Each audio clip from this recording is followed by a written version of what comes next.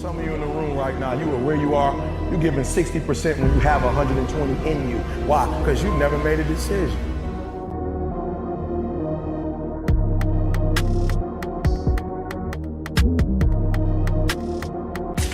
There's those of you in this room, you already there. Your problem is some stuff you don't want to give up to go.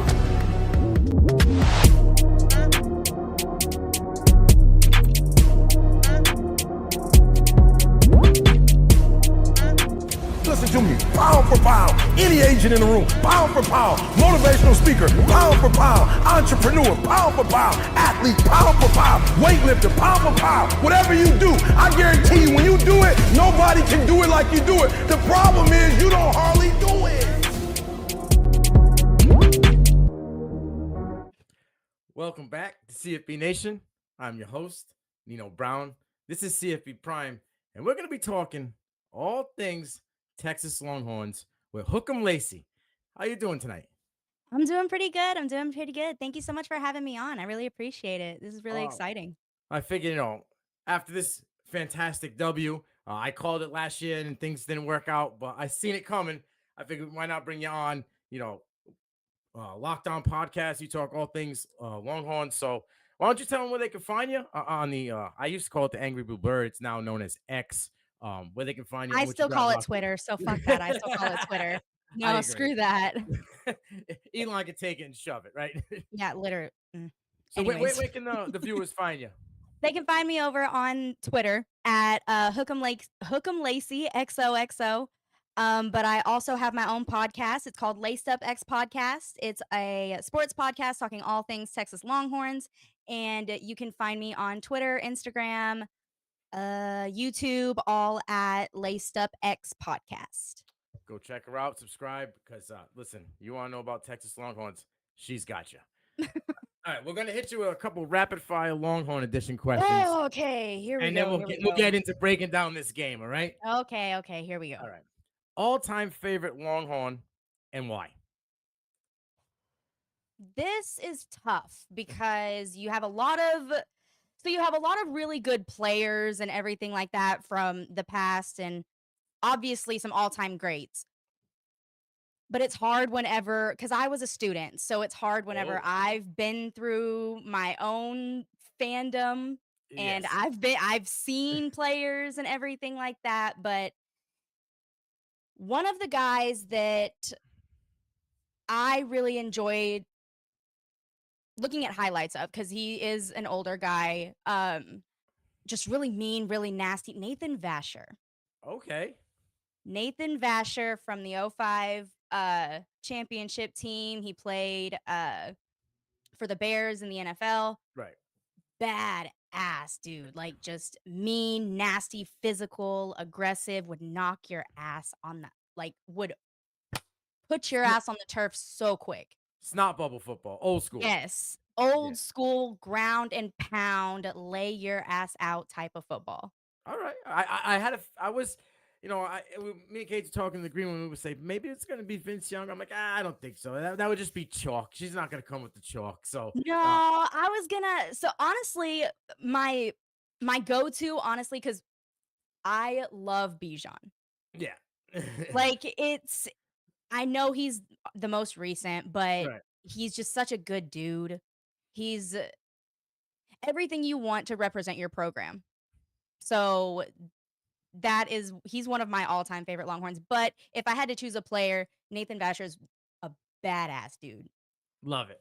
All right, now let's talk the greatest Longhorn moment. Now, I didn't know you were a student there, so this is going to be interesting. What's your favorite Longhorn football moment all time? Okay, so I have, we'll say two, because obviously the national championship, the national championship is the greatest moment.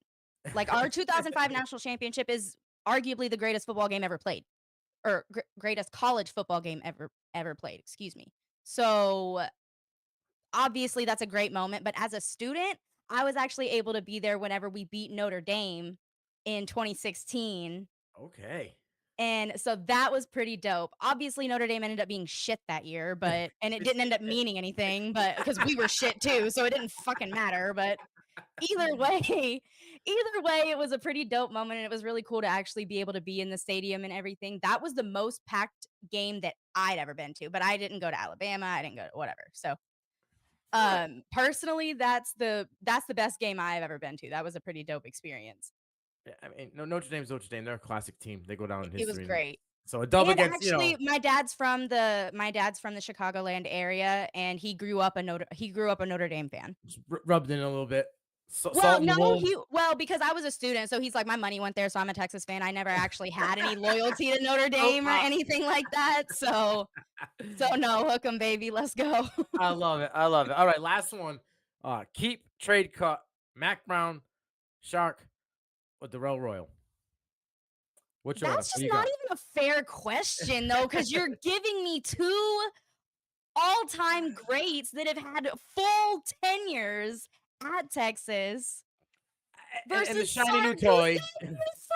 So this is a little bit of a trap question, but it is what it is. I see what you're doing. I got you. I see it. I had to. But honestly, it's, as a Texas fan, you can't get rid of the greats. You can't. I love Sark, and I love what Sark is doing. I love seeing the team that Sark is building, and who knows the career that Sark is going to be able to build. Right. Like he's taken a team that went and got their shit embarrassed in freaking Fayetteville in 2021, just absolutely dog walked, embarrassed, and beating Alabama in 2023. Right. In 2 years. So it's hard to see. It's hard to see where exactly that's gonna go. So unfortunately, just because he's only been here 3 years, you have to cut him, because it's like you can't.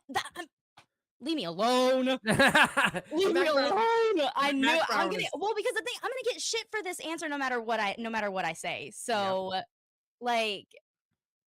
so honestly, 3 national championships beats 1, so keep DKR and trade Mac. Oh, poor Mac. Oh, they are gonna rip you apart. What do you mean? Like, they are gonna rip you apart. This is a shit question, man. Like, this was an ass question, bro. To start it off, too, God, that's a bad one. Well, let's get into something better. All right. Okay, let's go. The Longhorns walked into Tuscaloosa and claimed a 34-24 dub. Let's talk about the play of the O-line. The growth, the development over the last 9 months was very evident, and they allowed 0 sacks, only 10 pressures, which blew my mind. What were your overall thoughts on Coach Flood's game plan and how the O-line has grown? It's crazy, because like we went into last season, we went into it thinking that the O-line was going to be one of our struggles, because we were having to start 2, sometimes 3 freshmen on the O-line. So we're very, very young on the O-line in general. And so that was one thing that we were very nervous about. It was one of our biggest question marks going into last season. And by the end of the season, it ended up being one of our strengths. Yeah.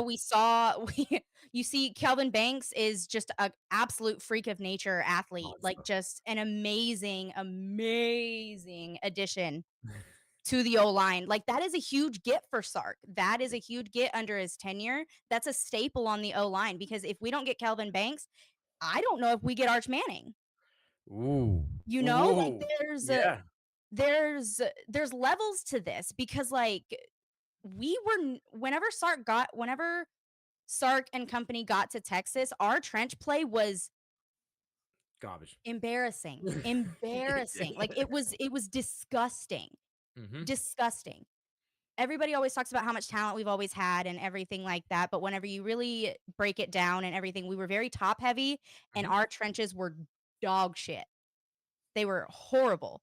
And so to be able to make that question mark turn into a positive, and to consistently see it continue to get better. And, last week we had question marks. We were sitting here like, what? Yeah. Like, we thought that we were told that this is the best O-line, one of the best O-line in the country this season. We're returning all 5 starters. Why do we look like this? But I think last week, Rice was just kind of like out of sorts. They kind of got their shit together in the second half, and it was one of those things where they just kind of needed to Slap knock around a some little bit. rust off, like Yeah. knock some rust off, get the shit going. And Kelvin Banks gave up 1 sack all last season. He gave up a sack during versus Rice. So that just goes to show that they weren't gelling right. Something wasn't working, but they ended up getting it together and making the switch or making the adjustment and Mhm. doing what they needed to do. And that's one of the biggest things that I've seen is that this line is able to make adjustments and they Yeah. work for each other. Oh, 100%. They're anchored by what? It's one senior, Jones, Christian Christian Jones Jones. is a fifth-year senior, yeah. Yeah, and everybody else is either sophomores or juniors on that line. And like Mhm. they, I talked to you about it before. That line played well last year against Bama Mhm. until he got hit. The one time they slipped up, he got Mhm. hit hard and got injured, and then Mhm. everything kind of just fell apart after that. But that was what made. I was sold at that moment. I tell KT all the time. That's when I knew I didn't care what Alabama did. They were ready. The game plan was there. And he said to me, well, what do you think? It wasn't broke.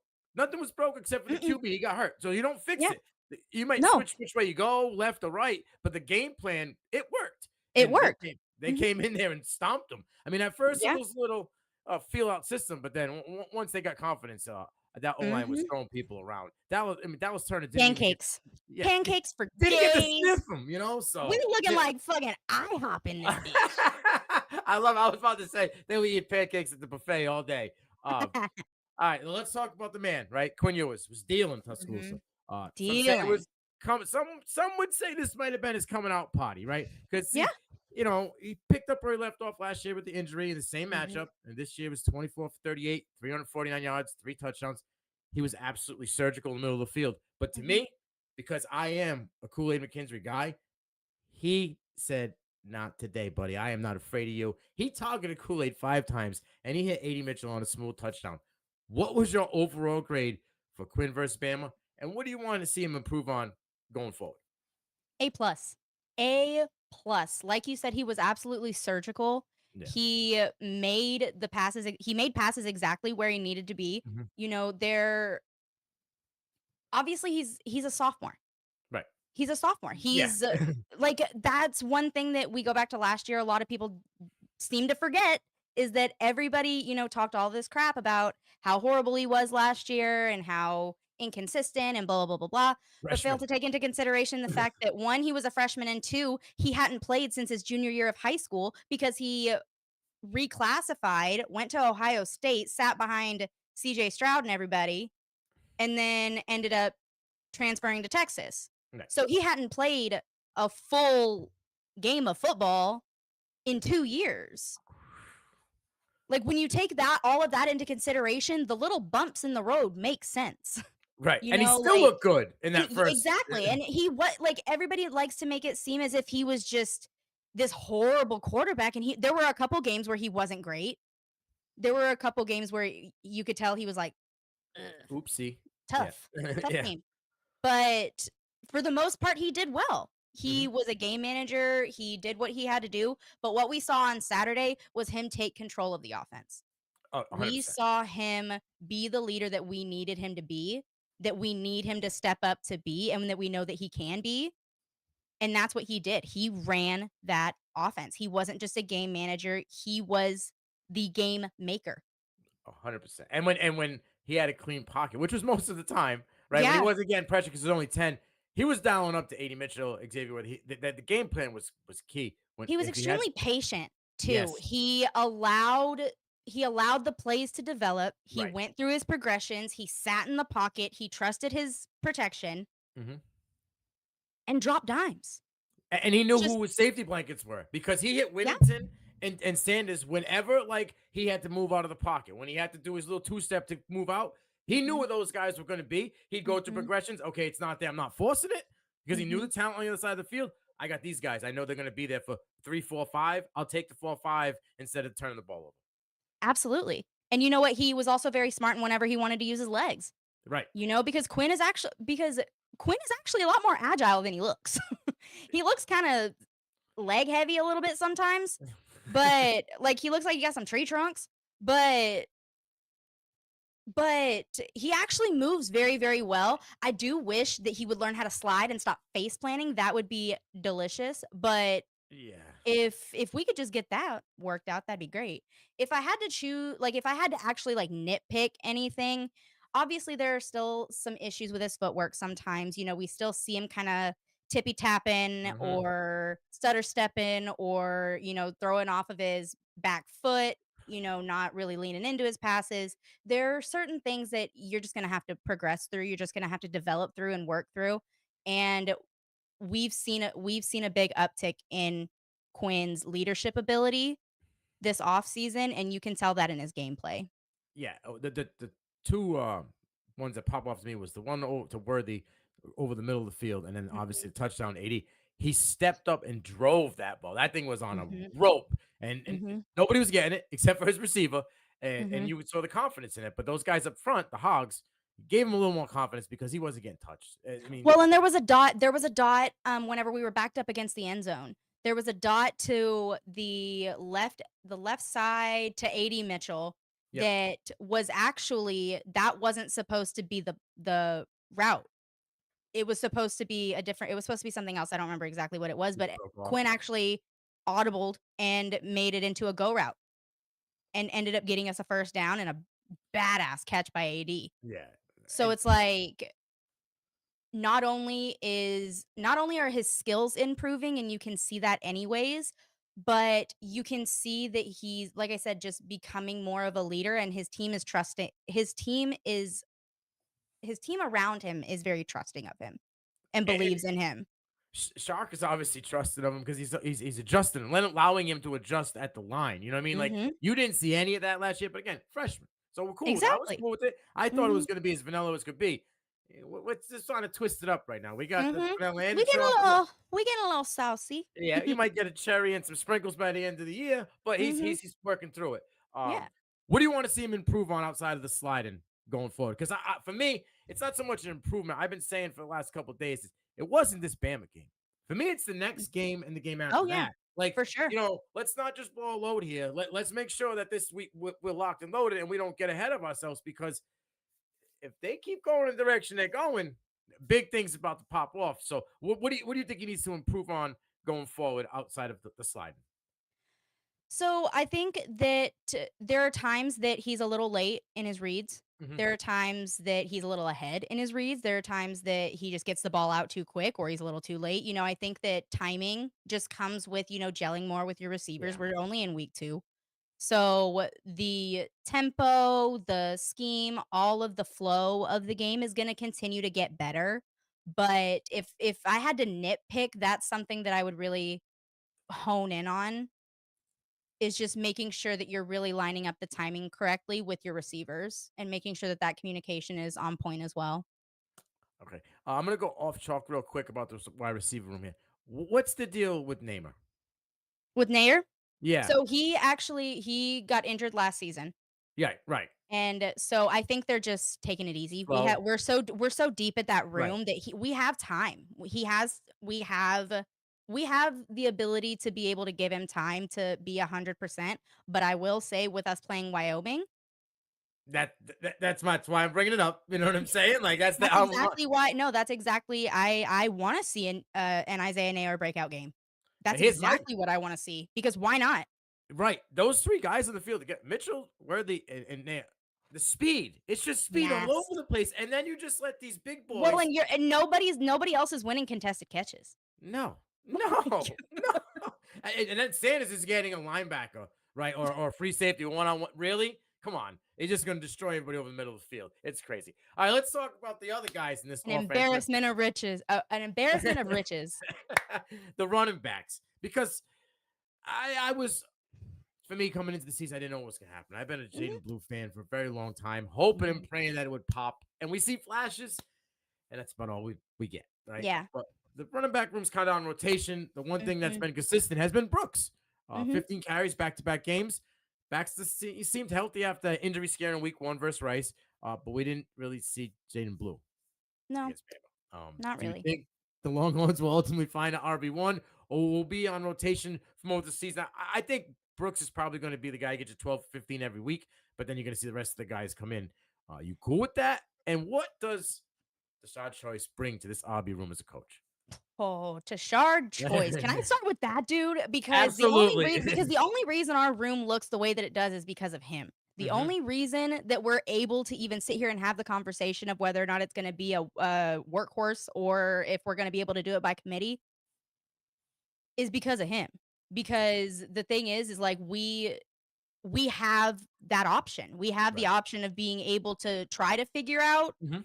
if we need it to be more of a workhorse back, if Jonathan Brooks needs to step up, if somebody needs to step up and actually be the workhorse, or if it does just work with us being by committee because we have the receivers and tight ends and everything that we have other weapons. So Right. it could just work by committee. I will say Sark it has never had a season where he didn't have 1,000-yard rusher, Right.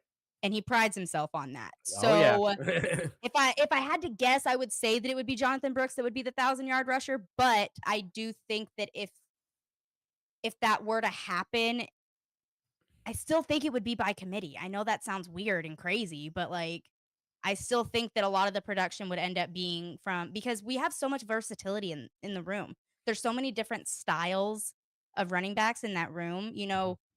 Cedric Baxter and Jonathan Brooks and Jaden Blue, and, we even have Savion Red that has been undercover for a little bit, trying to figure out what we got going on with him.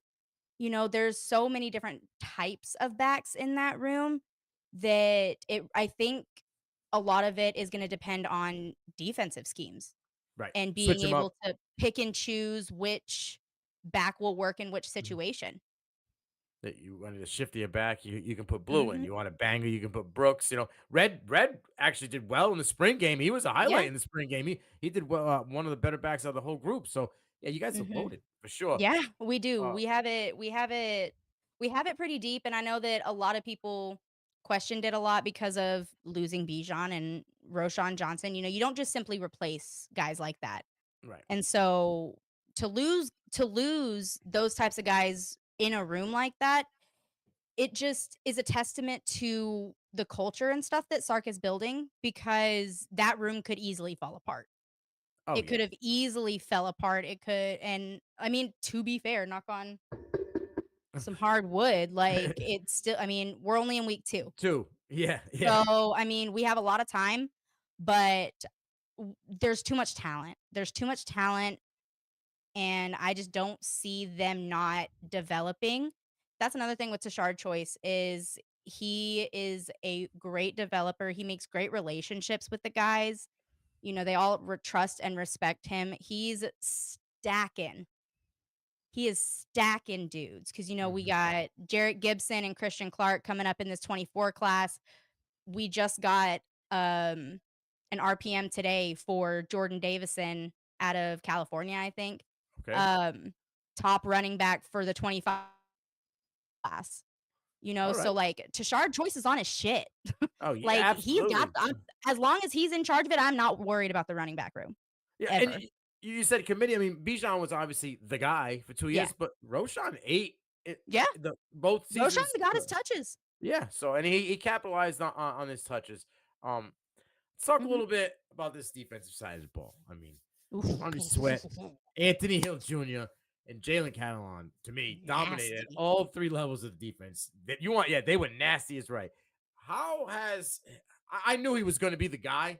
Nobody believed me as a true. They're like two freshmen going to start at Texas. You know how Sark is. Texas don't really start true freshmen. I'm like, okay, I understand, but he's different. Okay, Mhm. how's Hill been able to be so dominant on minimal snaps? 22 snaps in back-to-back games. This kid was a force against Bama. Mhm.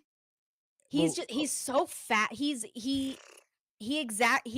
exactly who he is. He's yeah, exactly who we thought he was. There's a reason he was as renowned as he was coming out of high school. And he is exactly that kid. He's exactly that guy that we saw in high school. He is mean, he's aggressive, he's physical, he's quick, he's in your face, and I think that they are gonna be able to find ways to scheme for Anthony Hill even more, especially with Ethan Burke coming up as well. Our edge rushers are really, really starting to get home. And that's one thing that we really struggled with last season. So it's really great to have Anthony Hill to come in and, get 2 sacks versus Alabama. Because that's Right. one thing that we struggled with last season. What we led we were like top 5 or 10 or something in the country in quarterback pressures, but could never ever get home. So And Benda has been a great like tutor to him. It just you could just see it. They mesh well together, right? mhm. They vibe off each other. I mean, when's Coach Cho gonna take the training wheels off? Let him get 35 snaps. Let him go out there and start ripping people apart. Because 22, what he's doing on 22 snaps is absolutely amazing. Yeah, I, it's I- phenomenal. It's crazy to see as a freshman. right. And like I said, we're only in week 2. That's the crazy thing is we're able to sit and have these conversations. But I mean, that's pretty cool whenever you have a marquee game week 2. So, Yeah, but 100%. Yeah, I'm with it you. kind of I'm with happens you. that way. Yeah. But having Anthony Hill just automatically gives you a leg up. Like Yeah. it if you're a quarterback, that's who you need to look out for. You need to look out for number 0. Just like you needed to look out for number 0 last year. Yes. Yes. Like you need to Oh, look out for Demo last year. You got to look out for Anthony Hill this year. So, and the next 2, 3 years, 3 years, maybe. Yeah. maybe however long he decides to stay. I don't know if he'll be But there for 4, but it's it's so exciting to like I said, to finally see them actually getting home. yeah. To Oh yeah. actually finally completing the sack and actually getting him on the ground is music to my fucking ears. I love it. Love it. And he's so young and he's gonna dominate for so long. Mhm. A guy who's been dominating and he's been dominating 2 weeks back to back, even though Rice was the first week. How good is Devondre? The fact that you even have to ask. He's just Tavondre Sweat is elite. yeah. Tavondre Sweat is elite. He is basically the same way I describe Anthony Hill is the same way I'm going to describe Tavondre. Like the entire defense is this way. Every single Dogs. defense as a whole is a fucking unit. They are a unit, but individually they're dogs. Like Yes. they're just dudes. And so like Tavondre Sweat was a 3-star coming out of high school. Mhm. Somebody slipped up. Last time I checked, I heard Texas didn't develop people. Texas doesn't develop. Yeah. Well, Texas hey. doesn't develop my ass because look at Tavondre Sweat. Tavondre Dude. Sweat is out of his mind. Out of his mind. Great dude, great player, great athlete, quick, physical, aggressive, tenacious, just all around 10 out of 10 would not recommend going against him. No. And the dude, I feel like he has like GPS for the ball. Like he's always in the backfield looking for leather. His initial step off the line at the point of contact is just me. And then you think you got him, and he's got that little twitch to him, right? He gets up and Well, under and you. that's the thing about this defensive line is that they're big ass dudes, but they can move. Athletic as hell. They Absolutely. can move. Like they are quick. They are quick and they will move you. Yes, with ease. Like With ease. they will move you quick too. Like if I'm going, I'm taking you with me, ho. Like Yeah. Hop on board because it's going to be a long ride. yeah, for real. Like it's about to be a long night for you, buddy. 100%. Now, we spoke a little bit about a guy I thought was kind of like lost in the sauce out in Arkansas, and that was Jalen Catalan. But what has Texas done to get the best out of him? Because he's balling back-to-back games. We kind of talked about this offline a little bit, but I think our strength and conditioning program has our guys playing at top level. Yeah. Coach Torrey Beckton is doing his damn thing in the strength and conditioning room and doing what he got to do. And I think that, wait, I lost my train of thought. The Catalan and how he's been able Yes, to that's what it get was. plugged with, because he's been, was 1 year out of 3, 4 Yeah. years at Well, and Arkansas? he's been plagued with injury. He's Right. been plagued with injury, and it sucks because he's such an Elite.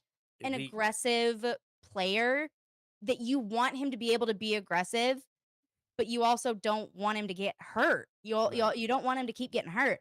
So he's making the most of the snaps that he's getting. Mm-hmm. You know, he led the team in tackles Yep. with 7 tackles, I believe. Yeah. Yep. So he led the team in tackles, and you didn't even really hear his name very much. He was And just he always led there. and he led the team in tackles. Like he's there. He's quick, he's aggressive. Like I keep saying the same things about these guys, but like I said, it's because the entire defense is just basically the exact same unit. Yeah. They Like have a obviously swagger about them, they have different traits, they have different, which gels well reactionary as a like unit. As a unit, that yes, works because it's like a puzzle, right? You're plugging this exactly. guy into this guy, and now you got a cohesive unit. Their swagger is just that mean old school Well, and they're football. rotational too, because the thing is it's not even just 1 or 2 guys. You know, Right. you've got Tavondre Sweat, Byron Murphy, Vernon Broughton, you've got like Alfred Collins, like you got all these dudes that are just And yeah, dogs. And we brought in Trill Carter from freaking Minnesota, like yes. big And ass what is he? dudes. Third on the depth chart for them? Yeah, like that's what I'm saying is that like this team is so deep. We have such a deep roster that it just makes everything so much easier. They're built. They built Shock built something for the long haul, right? And when Mhm. what is working early for him is the young kids Mhm. eating and performing. So it's only going to make the success a little easier and a lot quicker. Mhm. Well, and one thing that Sark has emphasized from the very beginning is a winning culture. So Right. he always talks about how he wants to have a winning culture on his roster and blah blah blah blah blah. And what does that actually mean, right? So like what obviously like yeah, we all want to win, but like Right. winning culture, what exactly does that mean? It means you bring in Anthony Hills. It means you bring in Manny Mohammeds. It means you bring in Leon Galafaus. It means that you bring in Sidier Mitchells. You bring in state championships. Right. You bring in guys that are winning state championships. Jonte Cook, Trey Wisner. Like all of those guys are just from last year's class that were all state champions. Winners go to winning programs. Exactly. And so you're bringing in a different mentality. Right. You're bringing in an entire different style of guys that don't want to lose, that don't like losing. It's not accepted. Exactly. It's not acceptable to lose for them. Right. So they're not going to accept any less, and that makes the people around them the same way. Mm-hmm. It just So oozes off it oozes off them to the next player, and then like Mhm. if you ain't stepping up, they all know they have to be accountable because the guy Mhm. behind you is going to call you out. You're not just going to Well, be and able we to have say great leadership on this right. team. Like we have very vocal leaders that have stepped up. You know, one thing that, cuz we're talking about Wyoming and Yep. everything like that with Sunday night, I was scrolling Twitter as I do. And Jalen Ford is a captain, very vocal captain on our team, Mhm. and uh he posted on Twitter, "All right, I've seen enough love. Now it's all just rat poison." Ah, he's You smart. know, like Yeah. not even 20 you gave yourself 24 hours. That's how much time you gave yourself before you started seeing everything as too much hype. Yep. And on top of that, you're seeing because that's the thing is because you have captains doing that, you have Jade Barron hosting film meetings at his apartment for Wyoming Sunday night. I love it. Making a statement. They're coming. They They're are making coming. Yeah. statements for the type of team they want to be. Because the thing is yes, they know they just went into Tuscaloosa and beat Alabama. They Mhm. know that. But they know that the bigger game, and I know we're kind of going to go into it, the bigger test is having that same intensity and Mhm. going into next week the exact same way that you went into Tuscaloosa. I'm with it 1,000,000%. And that's a perfect segue to the next question, the last one I have for you. I said it from the moment the game was over. I mentioned it earlier, and you just brought it up now. It's about the next game. And, Mhm. they were preparing for Bama for 2 years, and they got the monkey off their back. But you said a winning program, a winning culture. They need to keep the winning standard. It's huge. A W against a 2-0 team that defeated Tech would be a huge step, right? What are I love keys that. for? Go ahead. What were you gonna say? I was just gonna say I love that you included that they defeated Tech. Hey, because King It's Yeoman true. had to throw shade. He threw his shade It's early, true. right? So I have to throw No, that they in there. deserve it. It's true. You can't skate. We don't let nobody skate on CFB Prime. Not today, not ever. Thank God, because What are your keys for success for the the Longhorns versus Wyoming? And God forbid, I don't even want to put it in the air, but how bad would a loss be for Shark and the Longhorns? well, a loss is inconceivable. Like it doesn't even make any sense. Okay. So like it it doesn't compute in my brain. It short circuits. Like like done because there's no reason. Like I know we don't get me wrong. Don't get me wrong. Don't ever underestimate your opponent. Mm-hmm. Wyoming did the damn thing. Yeah. They coming into our house though. Right. We ain't going into Wyoming. They coming into DKR. So don't lose to Wyoming. No. I don't give a shit. Don't do it. Like the Especially with a guy on your doing team it, that though, was there. the the key to doing it though the key to doing it though, I think, is just like I said, remembering that it's always about the game in front of you. Remembering that you played Alabama last week. You're not playing Alabama this week. You play the same way. You're not going to play Alabama every single week. And you still have to get up and go and work your ass off and go and win that game, because at the end of the day, now that they saw that you beat Alabama, you're going to get everybody's best. You got everybody's best anyways. Mm-hmm. You got everybody's best anyways, because we're one of the most hated we're one of the most hated college football programs, colleges, whatever you want to say. People don't like us, okay? People don't like Texas. It's Texas been so big. hard. Well, no, because it's been so, like even with us winning against Alabama. Sorry, side topic, but even with us winning against Alabama, I've seen way too many people that are sitting here saying, "Oh, Bama just sucks. Bama's horrible. They're not making the college football playoff. They're not doing this. They're not doing that." Can Texas just not be damn good? Right. Like, my thing is they still have the highest blue chip ratio in the nation. They're not untalented. Like, that's such a lie. That's so developing kids now. like, be so fucking for real. Be like, and the funny thing is it's the same ones that were sitting there saying that Bama was gonna kick our ass. Mm-hmm. That's Over now the saying, half. oh, because Bama sucks. It's not the Bamas of the past, blah, blah, blah, blah. Just because people don't want to give Texas credit. They're still saying that Texas is shaman soft, right? Your boy there almost blew an artery in his head. He almost gone. Fame was flipping out, saying that they're soft, they can't do this. I'm like, did you watch the game last year before boy got hurt? Because I didn't see any screaming too. Like, why were you yelling? He might have broke the TV. Yelling? He broke a TV on Saturday. He was very he was so mad. But it was funny because he actually did end up doing a YouTube video and repenting for his sins. Oh, okay. He attended his atonement. He attended his atonement, so I'm okay with it. No, that's fine. We'll let that slide then. We'll let that slide. I'm gonna put you on the spot. I'll go first though. I think it's an absolute blowout. I think we're gonna see Malik Murphy in there by the beginning of the fourth quarter against Wyoming. I think Texas has caught that swag. I think it'll be sooner than that. And you're saying halftime? I don't even know if it's necessarily going to be Malik Murphy, just because Arch never got in at Rice. So you might see Arch instead of Malik. You hear it here first. This could be the first time we see Arch. Well, I'm not even meaning it like an insider or anything like that. I'm just saying it because, Sark was up, in his presser and everything. He was upset that he wasn't able to get Arch time in because, with the new clock rule and everything, they were getting used to it. Yeah. He ran out of time.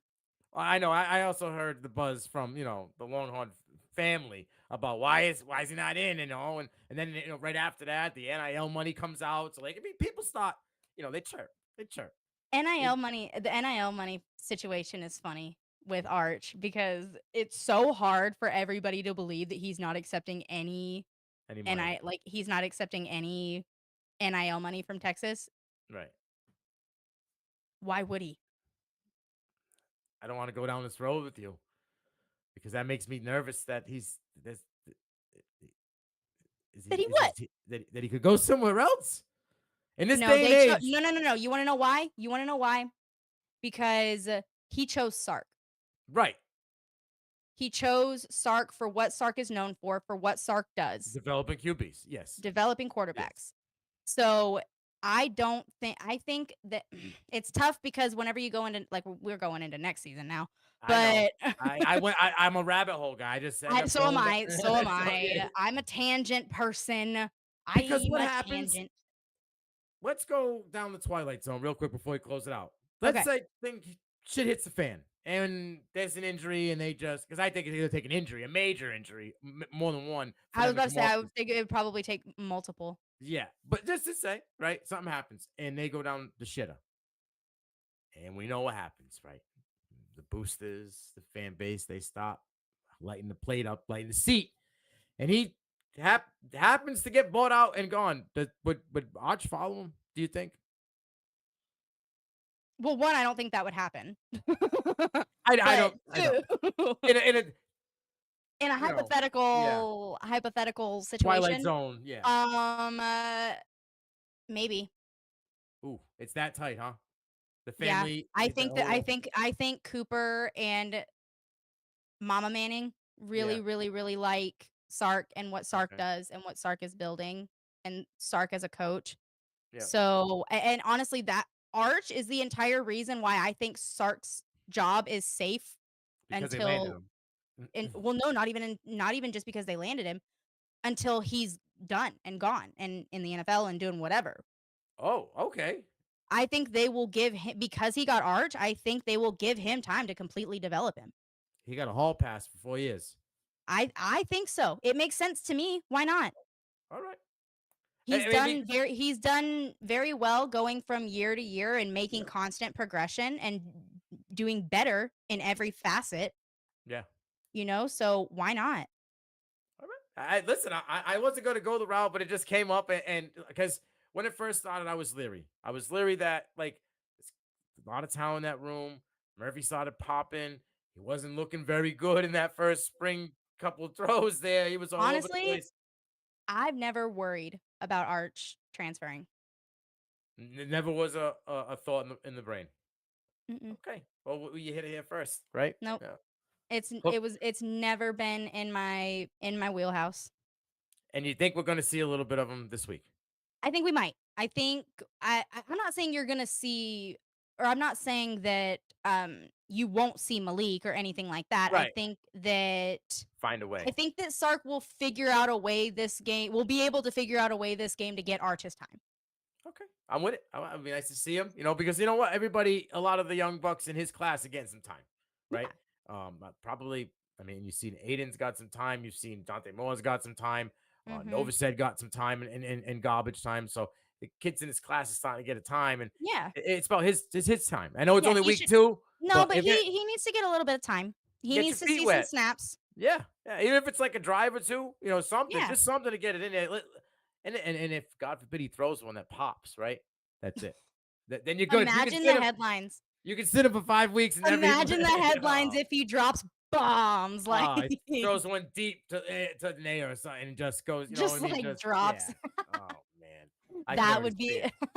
that All right, would be funny. This was an amazing episode. I appreciate you for coming on and talking Longhorns. I know this is what you do, but I'm a New England guy, so it's nice to travel around the globe. And plus, my partner on P2P, which is my other college show, Mhm. he's an Oklahoma fan, so I got to deal with that stuff all the time. For 2 straight years, I've been hearing about it. Horns down. Why? Yeah, I know. Why do you have friends like that? He's like a brother to me. It's hard. You just have to just Okay, deal so you with can it. smack him upside the head. Yeah, no, we do. That happens. It happens. Okay. Often. Yeah, but yeah. So Did you give him a lot of shit for the 49-0? yeah, he listen. He's been very quiet. Okay. He's Good. been very, very quiet. I don't understand OU fans that are talking yet. We didn't say you could talk yet. Yeah. Well, the thing is, they keep getting recruits, and that's all I get. The I don't text. care. I get, I get the David Stones. I get, all of that. So No, I mean talking shit to Texas. No, oh, yo. I'm just talking shit to Texas. Yeah. Texas didn't say you could say anything yet, so shut up. Ooh, boom, I'm gonna have to relay the message. I love it. All right, this is CFP Prime. I'm your host, Nino Brown. This is Hookem Lacey. Shh, blow the damn whistle.